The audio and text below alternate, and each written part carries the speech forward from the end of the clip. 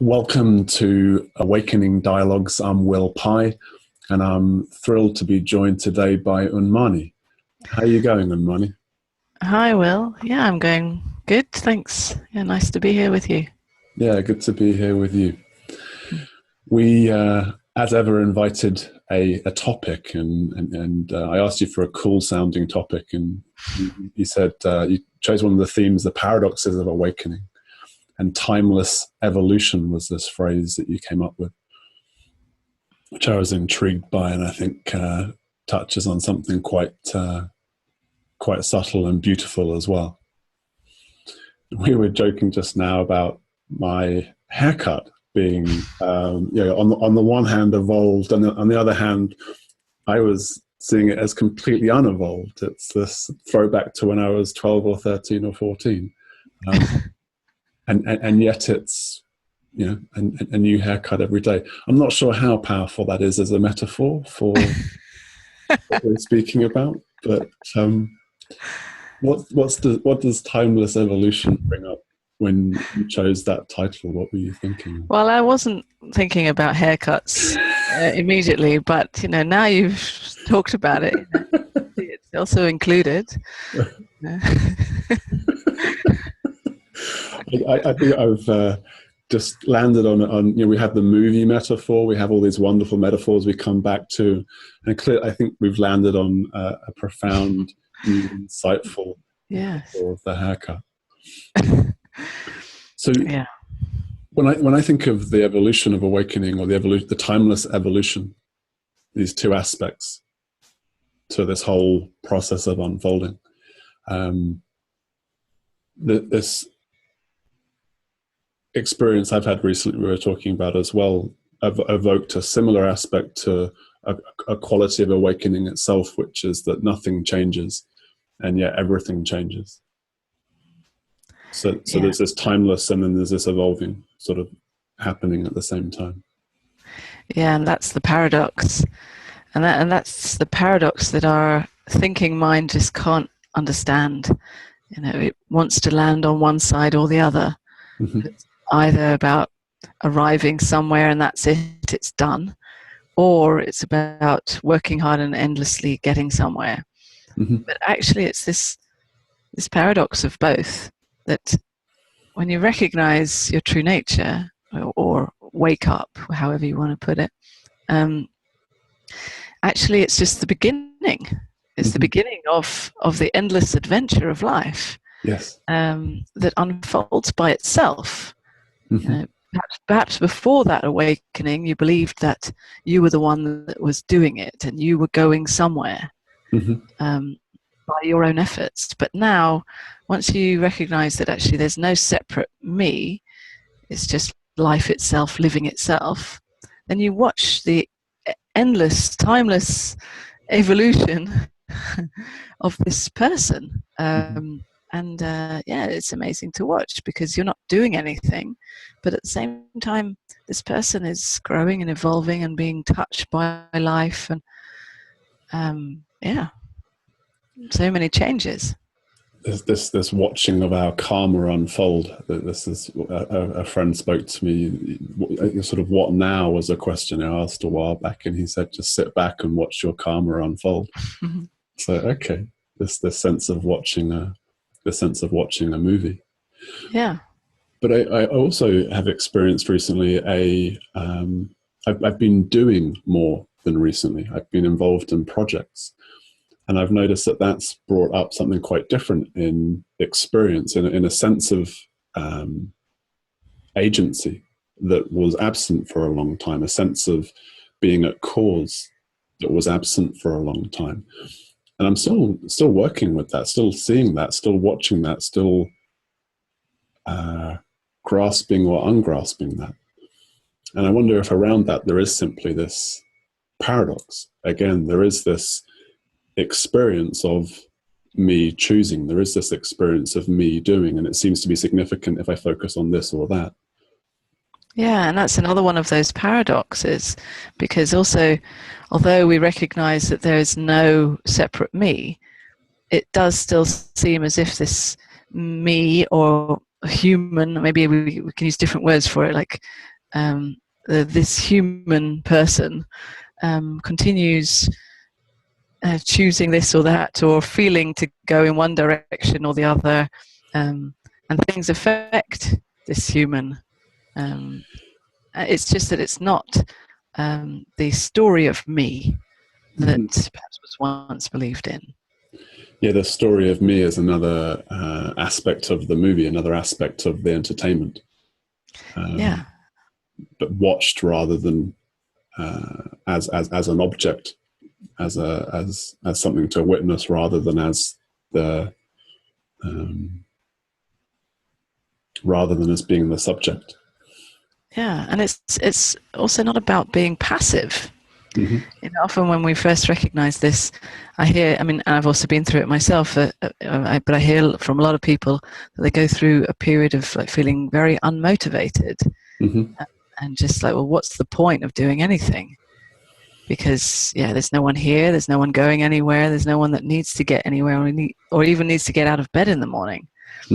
It's true that it is all meaningless, but at the same time, we seem to, with that, we've added an extra meaning of, there's no point for me. You know, it's kind of a depressing, pointless meaning. Yeah. And that's still hanging on to some kind of meaning, some kind of identity. And actually, there's no point in getting up out of bed in the morning, so why the hell not? You might as well do anything and everything, and then follow whatever the feeling is, or the energy, where the energy is flowing. That emptiness or pointlessness can be both liberating and crushing. Yeah. On the one moment, it can be a complete freedom and a complete allowing of anything to unfold naturally. And in another moment, it can be, perhaps when interpreted more by the mind rather than as a realization, it can be a restrictive, life-denying experience. Yeah, it just depends what we believe in. And if we're still hanging on to some kind of identity of like, oh, poor me, I have nothing, there's no point in doing anything. It can be very restricting and debilitating. Sure, and it can be very heavy and awful.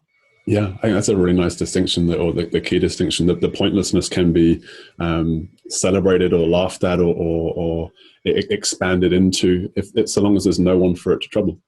But if there's a me that, this is pointless or whatever it might be, then there's suffering, because me wants to think that there's a point.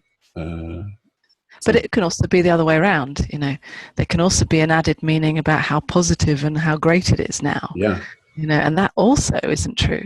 And that's also the thinking hijacking this empty, meaningless nothing.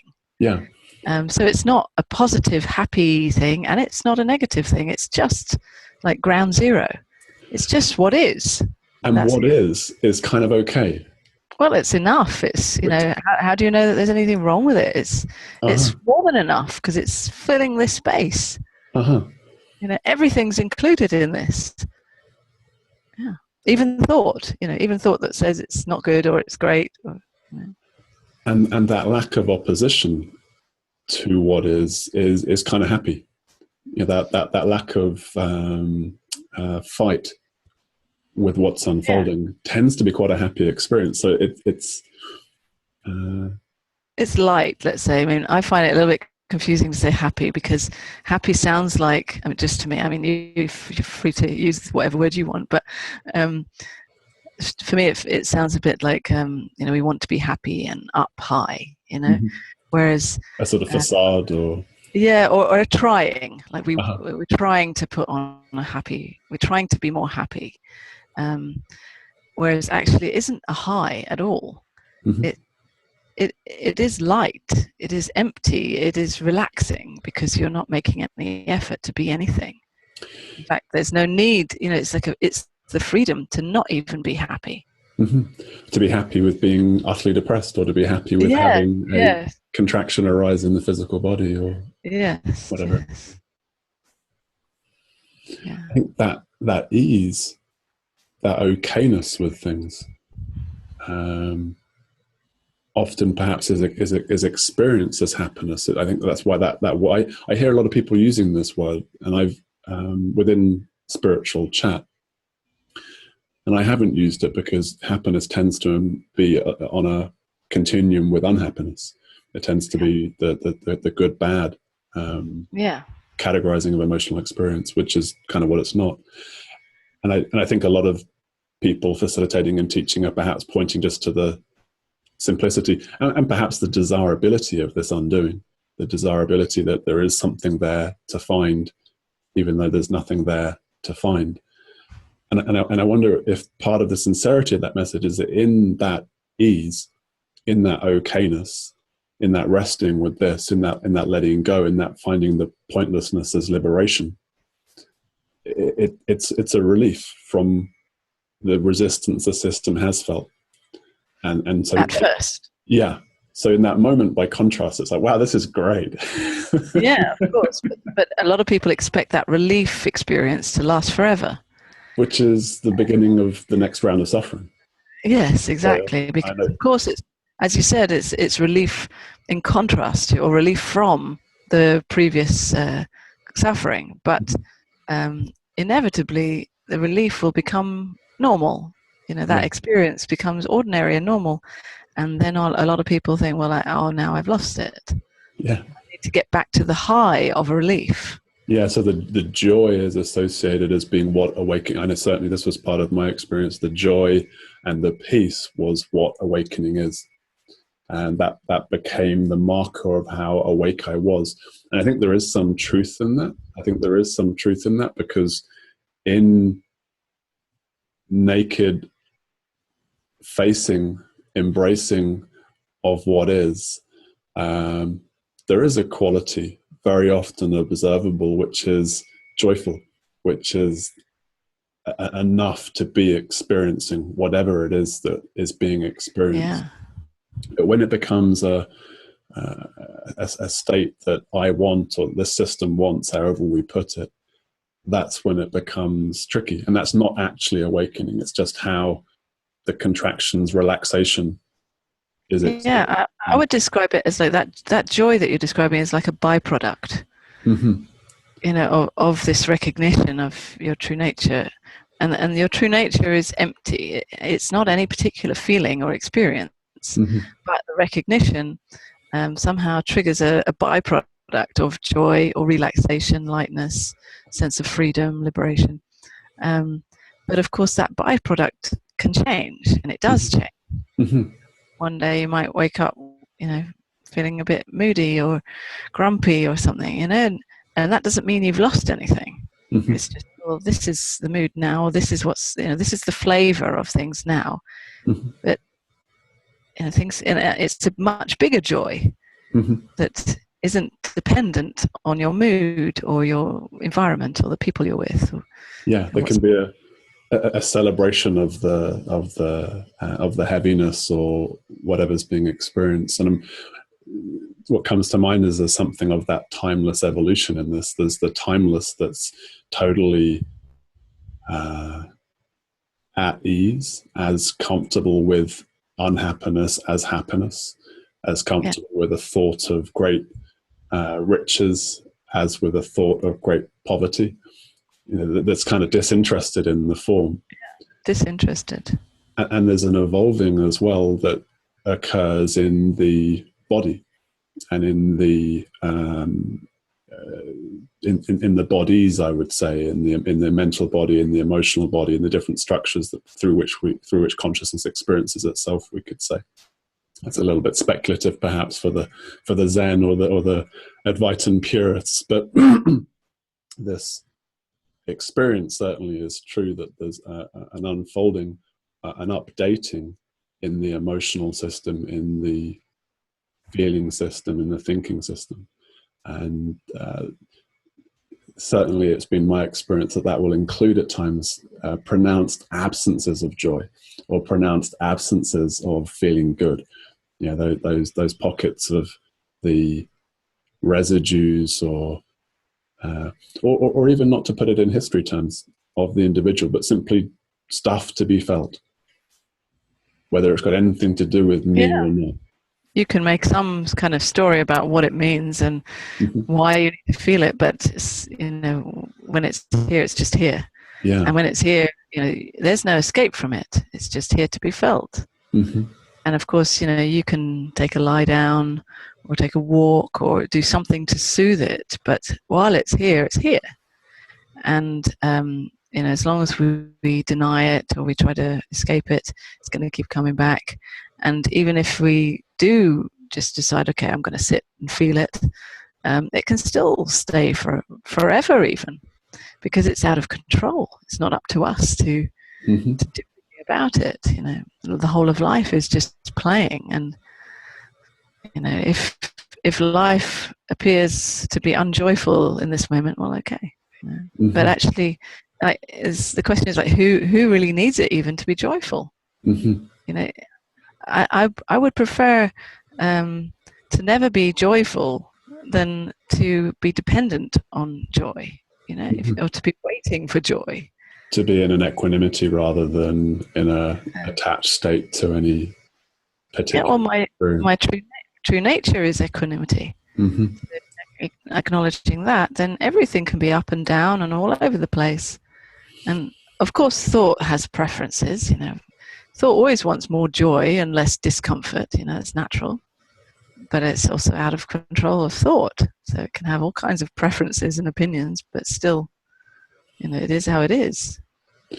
And the surrendering of that attachment to joy for me after it became clear that the joy was not going to be a perpetual quality of experience, though it seemed so much like it was going to be, the surrendering of that attachment. So from within thought, actually saying, okay, I let go of that. I give that up to life, as it were. I give up that preference to life, was quite a, funnily enough, joyful experience, in the surrendering of that.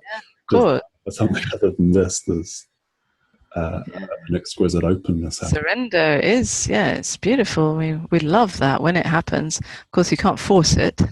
You can't try to surrender, which of course we try, but it doesn't work.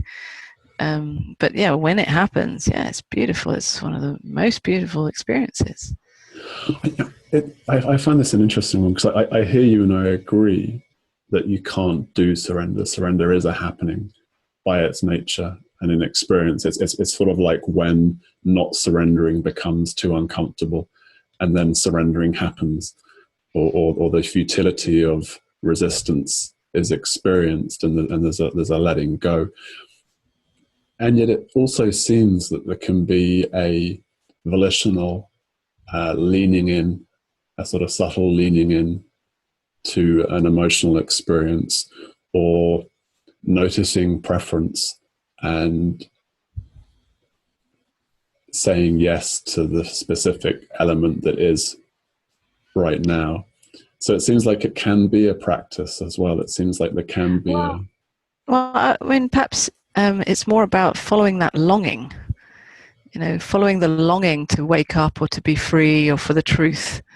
And when you follow that longing without compromising, you just, meaning like whatever resonates with what you feel is absolutely true, and that we often have this longing to be free and to break free of these beliefs and restricting thought patterns. And when that longing becomes so unbearable, we have no choice about whether or not to follow it. But before it becomes unbearable, there does seem to be some kind of choice. You know that this feels true, but your mind is saying, but we can always compromise and do that, because what will people think if I just follow this longing? It doesn't make sense. Our minds can rationalize in those kinds of ways. But if we're willing to keep stepping out of what we think and free falling into what we long for, that love of truth, Mm-hmm. In a way, you could call that a practice, but that's kind of stepping out and following what we truly long for. It seems to be met by life. Mm-hmm. Certainly, my experience, I truly always longed for the truth and longed to be free and wake up. And when I was no longer willing to compromise with that, and even I remember, as a teenager, just going down on my knees and praying. I didn't even know who or what I was praying to, but just like, just give me the truth. I don't care about anything else anymore. Just the truth. Yeah, that reminds me, amusingly, I was using the prayer of St. Francis a great deal, meditating on this with this intensity. And it had these words, divine master and Lord. And I'd sort of rejected the whole religion thing. So it was a bit of a confusion for me because it felt such an exquisite practice as a meditation, this prayer. But I didn't know what Lord or divine master was. In fact, any associated sort of concept of a deity or a god that religion had offered seemed absurd. So to the mind, it was like, what? And there was something of a surrender in that, or something of an undoing in that. So when I hear you speak of getting down on your knees, I can relate many times to have been brought to my knees and pleading for truth, pleading for clarity or death, to take me now. And I love your slogan, your website, your book, your Dying to Love. It's such an exquisite pointer, such an exquisite pointer to be met, as you use those words, to find that in those moments of nakedness, in those moments of giving up our apparent control, that there's a certain being met. Yeah, it's amazing how life will meet you in that. If you are no longer willing to compromise and you're so in love with truth, no matter what you call it, you might call it God, but it doesn't matter. It's just a word. But if you're so in love with truth, then life meets you in that. Mm-hmm. Maybe not in the way that you thought it should. Where are the angels? Yeah, it doesn't necessarily come in the package that you thought it would come in, mm-hmm. but it meets you in truth. Not in what you'd like to be here, but in truth. And truth isn't always comfortable. It isn't always easy, but it is the truth. And yeah, when you really want that, then you're happy to have the truth, even if it is uncomfortable. Mm-hmm.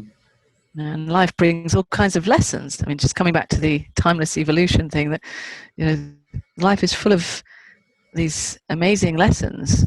I mean, it's not really that we're going anywhere to some final big lesson, but every person that you meet, every experience, every uncomfortable or pleasurable situation is always an opportunity to explore yourself and know yourself like this or like that, to see through old restricting beliefs or assumptions, and to free fall again in not knowing who you are or how to be, and discovering in that, oh, this is how to be right now. This is how I am right now, and this is enough. And that's more and more liberating in your very much human lived experience. Yeah, and there's that paradox right there, that more and more liberating. So what I hear when you speak of there's the end of the spiritual search, and it's actually the beginning of an authentic spiritual life. Now that a recognition of what I am, and it's a knowing rather than an idea or a concept. And in a sense, what I've noticed is that the hungering for truth persists as a desire to go further and further and allow whatever else residual falsehood, confusion, patterns of disconnection, or whatever it might be, to allow that to die too, to allow that to fall away. Yeah. And in a way, it's like you make a commitment to truth, like almost like a marriage. You know, you get married to truth, and then you're absolutely loyal forever to, and nothing else can come between you. I mean, of course, every so often there's some blip. Somehow you don't see everything so clearly immediately, but there's the willingness to keep seeing, even if you don't immediately. But somehow it gets more and more painful to not see things clearly, and so there's such a love of truth and want to be more clear that things evolve more and more by itself like that. And a recognition that in that pain is truth. That is truth calling us forth. It's that sort of exquisite liberation to see that many places the greatest darknesses or the points of acute pain or discomfort or disconnection, that is God, we could say. That is truth. That is love, inviting us through that particular illusion, we could say, or inviting us through that particular confusion. Yeah. And even if it doesn't mean anything, just right at the moment, I've got a bit of a tummy ache right now, and it's just a tummy bug that I've had.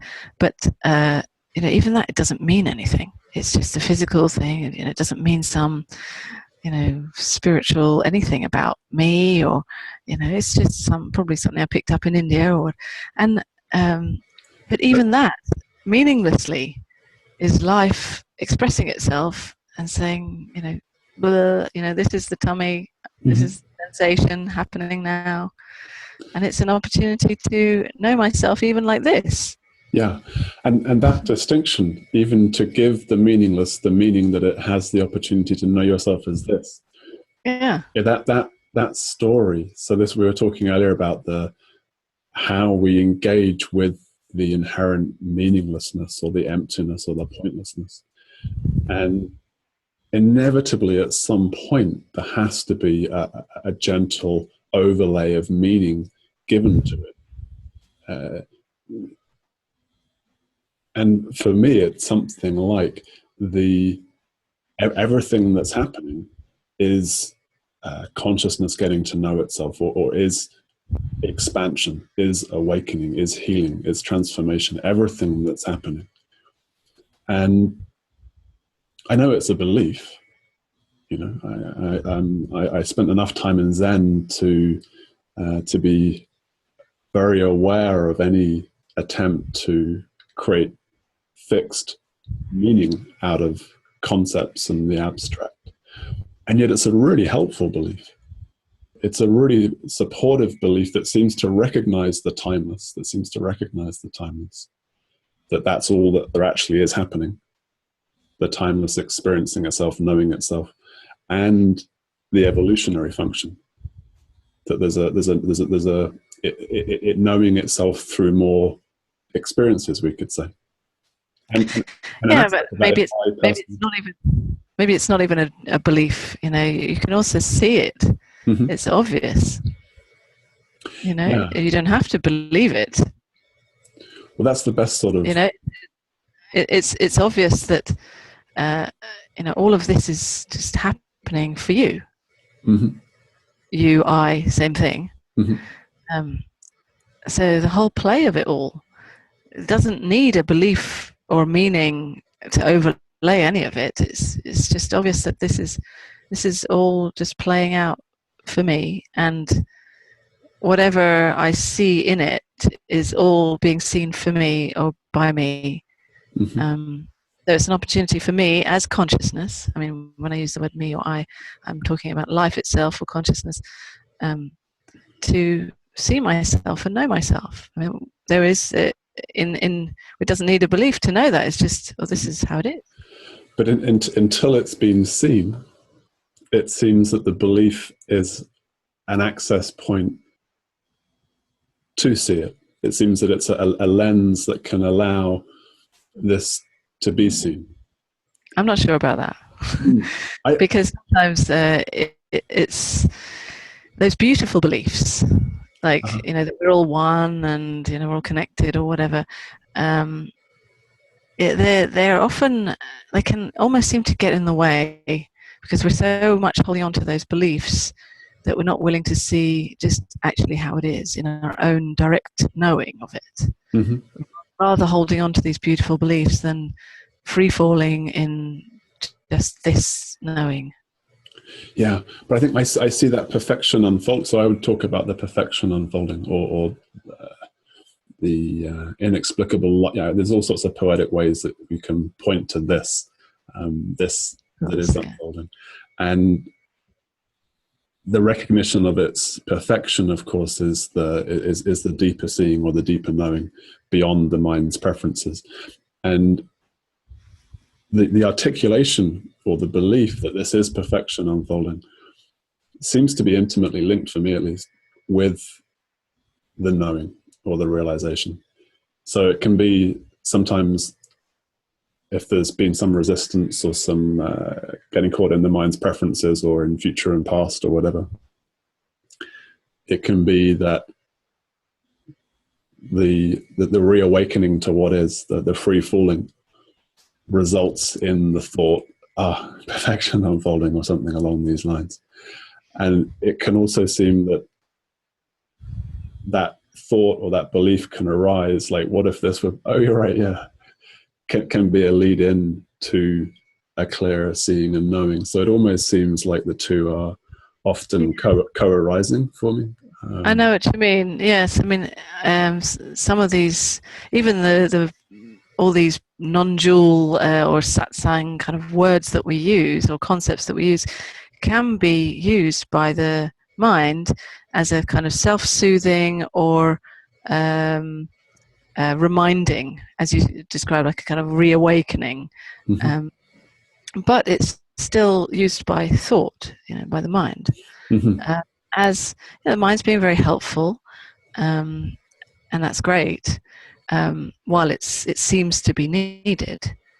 But even that eventually has to be seen to be just a thought and not essentially needed. Even if there is a confusion or not seeing through something, that in itself is also included in your true nature, life itself. So there's no need for any reawakening, because any reawakening is only something. It's a mind game. Sure. Belief that if I'm confused, that means I'm not quite it. Yeah. At the the reawakening. I need to get back there. I hear you. In other words, like the confusion is being identified with. But actually, confusion is just confusion, and it doesn't mean that you've lost anything or has nothing to do with me. Yes, exactly. And if there's clarity, it also doesn't mean that you've got something. Yeah. That's a really helpful distinction. So that even the notion of reawakening, I'm hearing that presupposes the notion of being asleep or something other than true nature or something other than reality, something other than this. Yeah. This, you see, the thing is that this recognition, I mean, when you first recognize it, it seems that it's happened to me, but it's eventually it's about more and more losing any happening to me or me needing to do anything for me. And so then the whole thing, without exception, is seen to be this movie playing. So there's no need to make any effort to reawaken, because that effort to reawaken is also something happening in the movie. So there can be confusion, there can be, emotions, or and that's the timeless evolution, the timeless knowing itself more and more as itself, without the need of someone that it's happening to. And without the need of like these crutches to hold on to, like these phrases or practices or techniques, teachings, books. I mean, all of that is great, and absolutely necessary while you feel it's necessary. While you feel it, you have to practice something or remember something or remind yourself with something. You have to keep doing it. Mm-hmm. Just because I'm saying or some other teacher says, there's no need to do anything, you shouldn't just drop everything, because then you're just blindly believing something that doesn't suit you. That as long as something resonates, you have to keep going with it until it doesn't resonate with you anymore. And this is where the paradox is inescapable. Another paradox. It's impossible to speak of awakening or realization or free falling without giving the impression that something is happening to someone or something happened to someone. And for a long time, I resisted writing anything resembling a spiritual biography because I knew it was a lie. It's kind of a necessary lie if you're going to be standing in front of a room and having a website and so on, to sort of say something happened. And I think I've changed my website recently. I hope I haven't fallen into that, because there's a resistance in me to that. The notion that Will Pye was living and then he awoke to something or whatever. It's impossible to speak within the language that we have, that inherently has subject, object, time, future, past, and not lie. Yeah, look, every word is a lie. So we may as well play with these lies and these words, Then we're free to fully, just to talk all kinds of nonsense when we know that none of it really means anything. Sorry, just one more thing, that speaking, when you recognize your nature and you see that the whole thing, without exception, is happening out of control, then you watch or you hear this person speaking. Like now, I'm hearing this person speaking, and I have no idea what she's talking about, and I have no idea what she's about to say, or it's just verbal diarrhea, really. Like words happen. And she's not constantly talking, but it's just totally out of control, and in that there seems to be a speaking from life itself. Be more and more of a direct expression of that no longer feels like lies. There can be, I know what you mean by words. All words can feel a bit like they clash with your true knowing. And they will sometimes, especially when you're trying to think about something to say, or you're speaking from memory, or from what you think you should say, or trying to fit in or please people or entertain people. But if you don't care about any of that, and you see, well, actually the whole thing's out of control, whether people hate me or think that what I'm saying is total rubbish or not, or they love it, still I can't take any responsibility for it. It's just blah blah blah blah blah blah blah, life itself expressing itself. And that's the extraordinary experience that I can relate to, when sometimes things are said and there's a felt sense in my system and in the sort of the vibe or the feeling of the room that something true has been said. And it's a qualitatively different experience. The words are not important, though, it seems. Because, of course, you and I know well the world of non-duality, where, golly, people repeat words with a belief that they're true. There's no one here, and so on. And this is this is such a subtle thing, because of course I'm trying to use words and I'm not feeling particularly clear or expanded in this moment to point to this, and yet the very same words can be said and an entirely different communication occur. And I think you were pointing at where it's coming from. Yeah. I mean, in a way, you could use the word trust. I mean, it's not really an attitude of trust, but there's a complete free fall of letting go of your words as you speak them. They're not mine. I have no responsibility and no credit for it. I can't take any blame for anything I say also. And in that, there's the freedom for life to express itself as it does. And it comes through in the words, but it also comes through in the energy of us sitting together and pointing to this. It might also be in the eyes, but it's really hard to specify where it is, really. It's just here. And to add to the paradoxical nature of this too, I remember the first time I ever spoke in front of a group, and I remember it really fondly.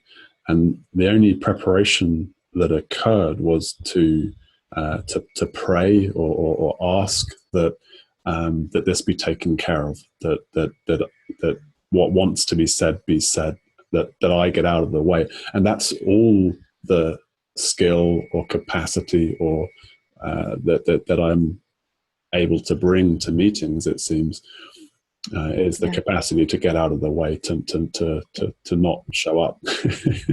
Yeah, it's the only way. The only way you can do it, because otherwise you will be, as you said, lying. And nobody, the world doesn't need more liars, let's say, or more people who are talking just from concepts and memory and words and blah, blah, blah. Actually, the world needs people who are speaking from this, from letting go of or stepping out of the way, as you say. Then life itself can creatively express itself however it does, and it might be shocking at times. Sometimes I find myself saying things that, for this old, the old personality here, it's a bit like, gosh, I shouldn't say that, or what will people think? But it's out of my hands. And this is, I'm always interested in the effects on the bigger picture, on society and culture, and what might happen if a lot more people speak freely and speak authentically and show up without the filters of, for example, needing to be right or wanting to control the other person in some way, or to look good or not look bad, or all these falsehoods and inauthenticities that make up the 99.9999% of human communication. And as I go into that, I sort of collapse back into this, of course, because what else but this communication? What else but this speaking now? And we've set up this awakening dialogues thing to create the to plan to create an appointment at which time we can have this spontaneous sharing and this another paradox. Yeah, right. It's and the funny thing is it works sometimes. Stuff is said and it's like, oh, cool, that was kind of cool how that happened and how we reached a point of naturally concluding the dialogue as well. It's quite liberating to experience this intelligent director of the whole show. Where you watch the flow of energy and how it maybe even now is naturally coming to an end. It feels like it, doesn't it? About it. Yeah. And when we're kind of consciously acknowledging that energy flow, it feels like we're really acknowledging what we really know, rather than overriding or thinking something better, or it should be longer, or it should be shorter. Just following it. It feels good. Yeah, it does. It does feel good. Thank you for showing up today, Unmani, and or not showing up, whatever happened. So certainly your physical form, stomach ache in all is on the screen. So I appreciate that immensely. Oh, thank you. It's been a pleasure. And love to Sky and to Robert as well. Thank you. I will tell them. I know you've got an event in Portugal. I think this may go out. I'll put, people can look at your website and see what's happening. You've got lots happening this summer, I know.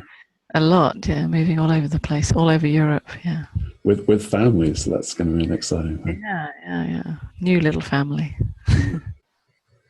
Yeah. Well, lots of love and money. Thank you again. Thank you. Lots of love to you. Okay. Bye. Bye.